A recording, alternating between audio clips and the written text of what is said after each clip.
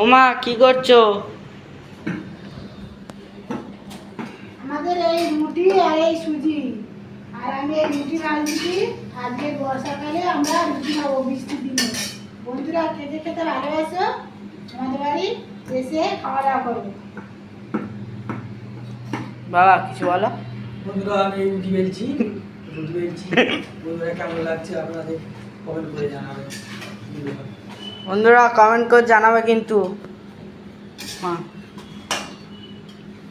এই দেখো বৃষ্টির দিনে সুজি হচ্ছে আর রুটি। এই আজকে আমাদের মেনু। আমার তো ঘোরা